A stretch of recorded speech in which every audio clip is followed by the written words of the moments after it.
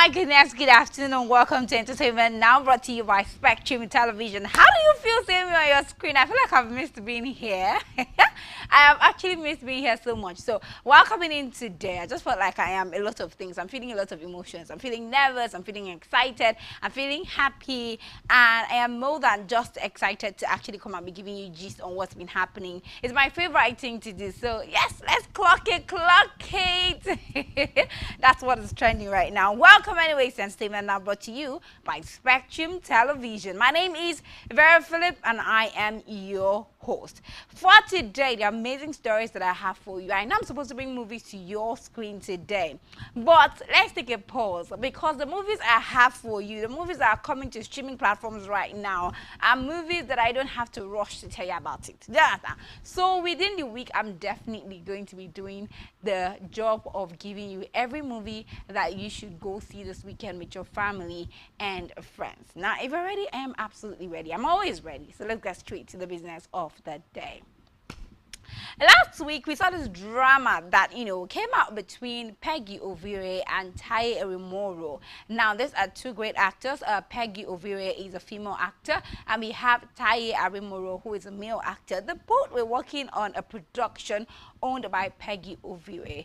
Unfortunately, it seemed as though this, work they did together didn't come to such a happy ending because, it ended up on social media. It ended up in a conflict and then, went up on social media. From what we can see on social media, this is definitely something shared by Taye. It was even on live while this was going on. He said that, they were shooting past the time, past midnight, and he wanted to go home, and he kept saying, okay, he wants to go home, he wants to go home, he wants to go home, but they seem to have been taking his wanting to go home for granted. So he got into his car and was ready to, just leave the premises. But then Peggy Ovire, who is the PM of that production, decided to stop him alongside her crew members. And according to him, the pictures he actually put on social media that I'm hoping can come on display as well, he did put a picture of himself being, wounded around his teeth area. He also was on a live where he was saying that he was being attacked by, Peggy and her crew members.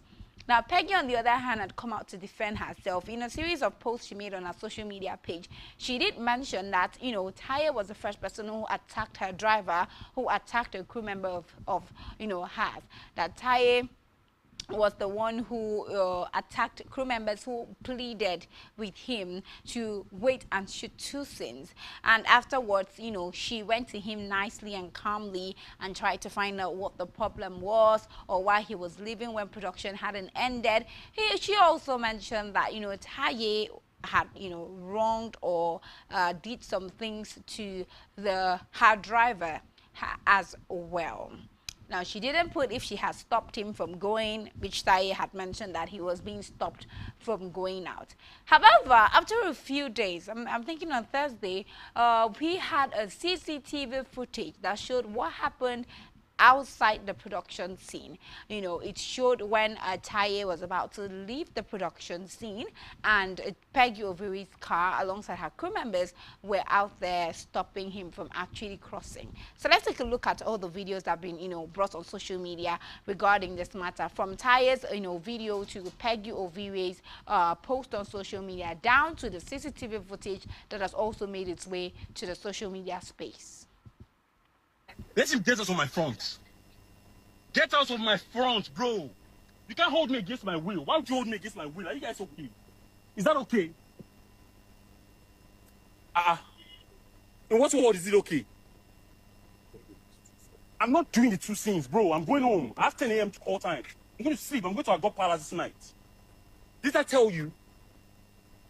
I told you that I'm going to be fast. What's my business with that? What's the time? I'm going to be fast. Guy, come off my front. You're holding me against my will, and this is not cool. It's not going to end well for everybody. I'm not joking. It's not going to end well for everybody. Come out your car from my front. If you say, get out of my front, bro. Guys, what's the meaning of this nonsense? What's the meaning of this nonsense? Guy, come out. Do you know this? Guy, come out. Guy, come out. Touch him. Don't touch him. What did you do to me? What did I do to you? Do you know me? What did I do to you? Are you still here? Do you know me? Guy, come out your car from my front now. Okay.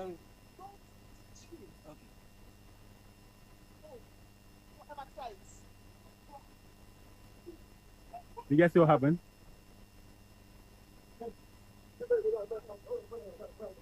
Let me put my things inside there. Say I want to go home. They don't want me to go home.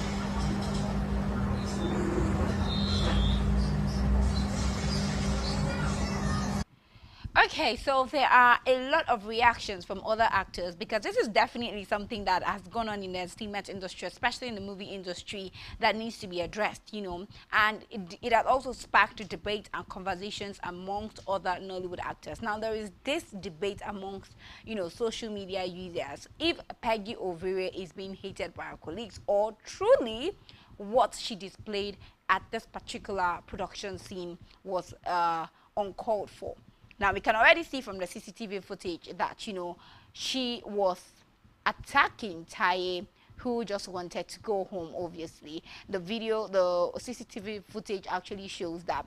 But in the message she sent earlier on, the defense she, gave us on social media, she did say that Taye was the first person who attacked crew members who were begging him to stay and shoot more scenes. Now, this particular scenario on CCTV footage is outside of the production scene. What could have happened inside the production scene that was not shown and was brought outside? Obviously, from the outside clip, you can see Peggy is the one physically, trying to harm him. But from the inside, could it be possible that, Peggy was right when she actually said that, he assaulted two of her crew members, and as a PM that you are, a production manager, it is in your place to keep your crew members safe and defend them as well. So in case where maybe that was what happened, was she out of place to defend her crew members and not want Taye to leave, seeing that he has already inflicted some harm on her crew members? That's another angle to look at, right?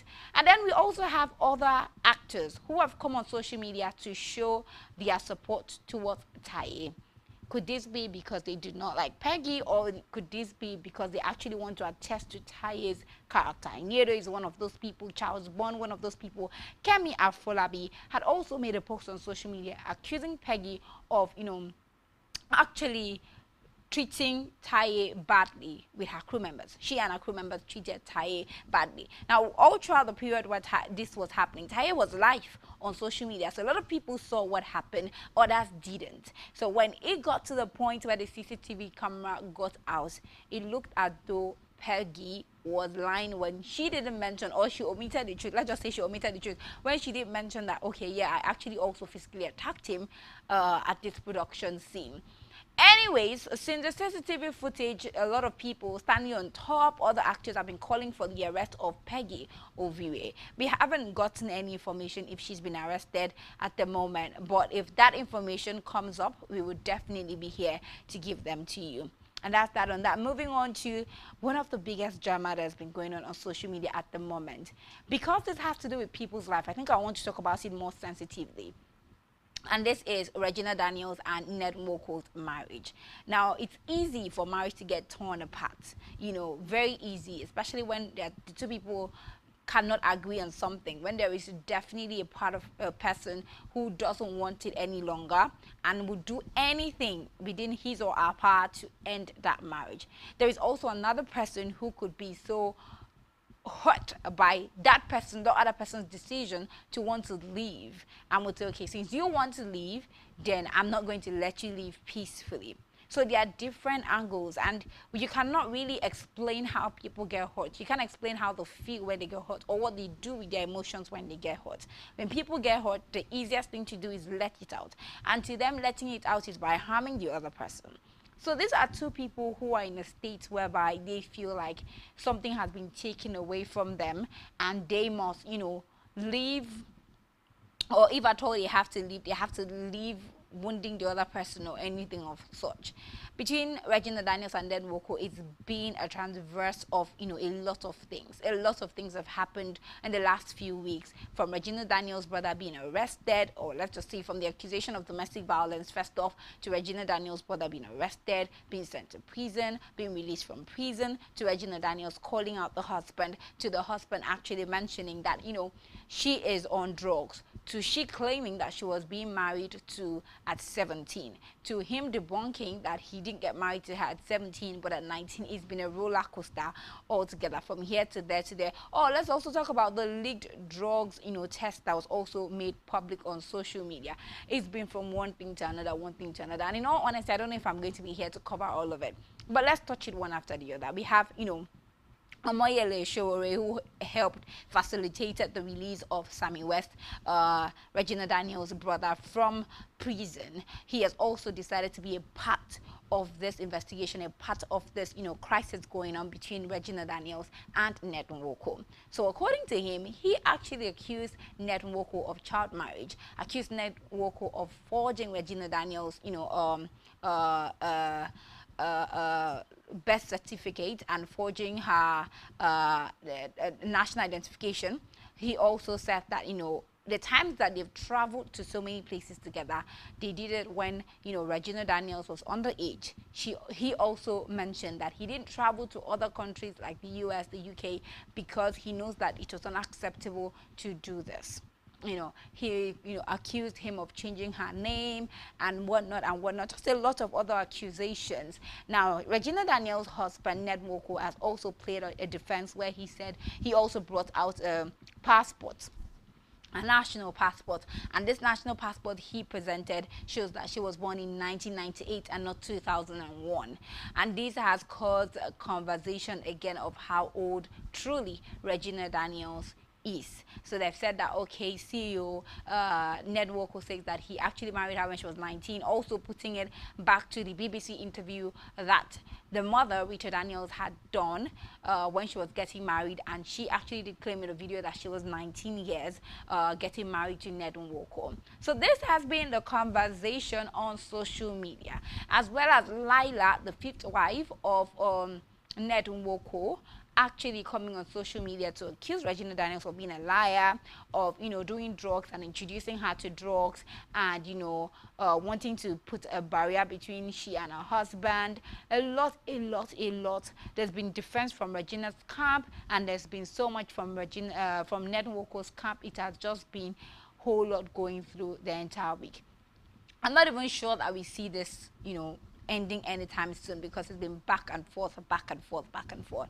Bottom line is, I think Regina Daniels is tired of the relationship, of this marriage, and wants out. Now, Ned Nwoko has said that she's not stable mentally because of the drugs, allegedly, the drugs that she has in her system, and he's worried for her because he wants her to be able to take care of the boys, the children they have together.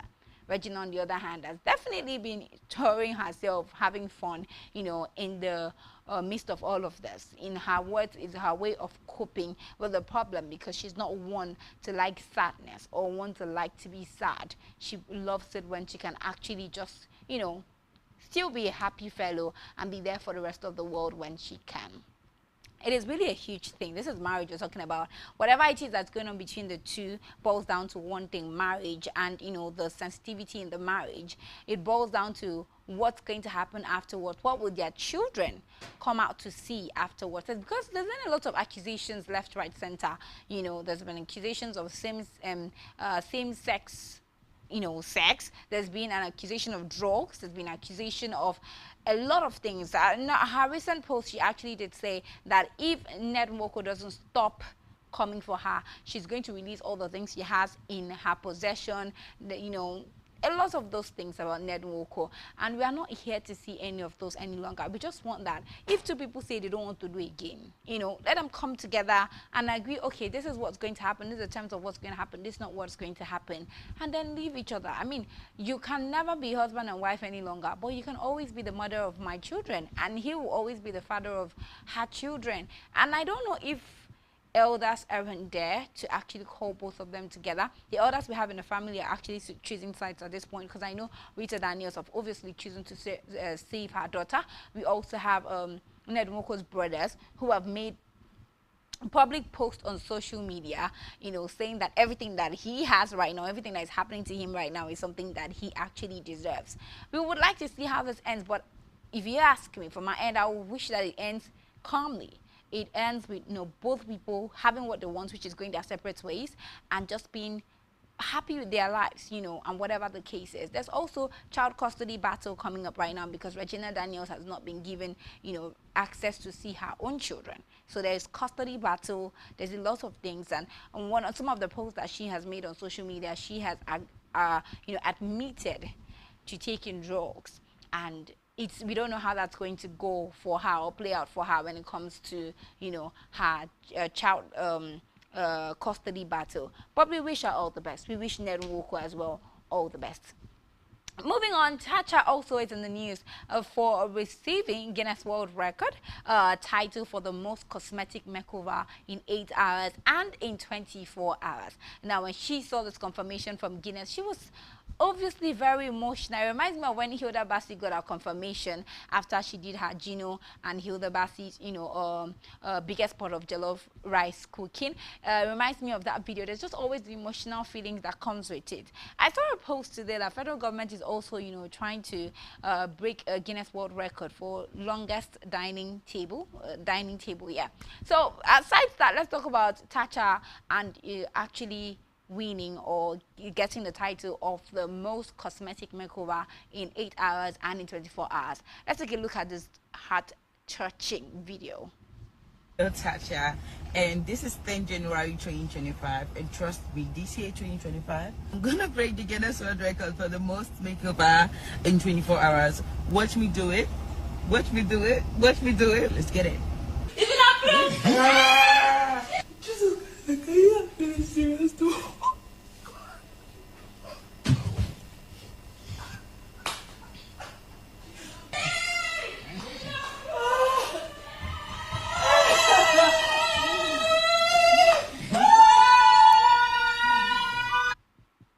Congratulations to Tacha. We wish her all the best. When I met her, when she came to Akwa Ibom, when I met her, she seemed overly excited about this one. So we're really happy that she got this one the way that she really, really wanted it. We're going on a quick break, and when we come back, it's still entertainment now. Don't go anywhere.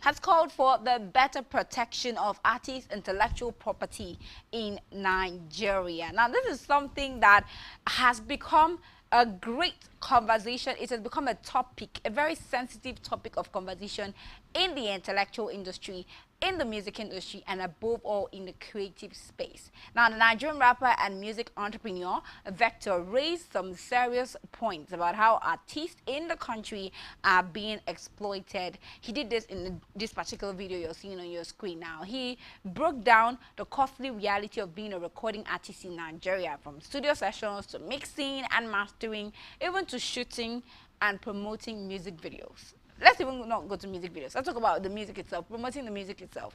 That artists do pour a lot of money into every step of the process, but when it comes to royalties, many are left questioning if they will ever truly get their fair share. Let's take a look at Vector's comment here on this matter. I was thinking of recent, and it's kind of crazy when you analyze it. That, say, for example, recording artists. When you want to record, you have to pay for studio session. When you want to mix and master, you have to pay the engineer to make that happen. If you want to release the music, you have to pay for promotion, at least assistance in that. Various avenues of media comes at a cost. To shoot the music video, you spend money. To then promote the music video, you spend money as well. All this within the rights of your intellectual property. But what happens to your royalties? At what point does the artist truly get a break? Because this then also informs why a lot of us have to depend on external bodies, travel to other countries where we can collate data and be compensated. So in this particular video, we saw a Vector reference to the ongoing legal battle in the industry. Some of them, he mentioned cousin Efe, Tubaba's manager, former manager, Baba Dide, Sound Sultan's brother. While he didn't take side, he did highlight the bigger issue, which is artists often struggle to access their royalties and must sometimes go overseas to get compensated fairly. And this is right. That's why we have music policies and music organizations now that have decided that, you need to buy the right, or you need to buy artist song no matter what platform you are, and you're putting them on that platform. And I can understand it, as it right now, come 2026, we, media houses might have to pay artists for playing their songs, but I don't think that it should be more with the consumers or with promotions. I think it should go more into collaborations and also the people they work for as record labels, because I feel like most of the artists have issues with record labels and not with consumers. I mean, copyright is obviously a thing now. You cannot copyright another person's song. There's a lot going on in that regard. But when it comes to record labels signing contracts and getting their royalties from their record labels, it becomes a problem, and that is where they're actually losing out on. I mean, I can understand there's so much money into making music. Then imagine not receiving that amount of money. Imagine investing a certain amount of money and you're hoping to have gains. Okay, so that's going to be your priority. These people are business people. They think about themselves, and then artists have to put in the work to be able to pay them for the investments that they have put in. And that's all we can bring to you this afternoon. A very big thank you for being a part of Entertainment Now. We'll definitely be leaving you in now. I'll come back tomorrow for another beautiful edition. But until tomorrow, I would like you to enjoy the rest of your day. And remember that we're always here for you. My name is Ovire Philip. Enjoy and have fun.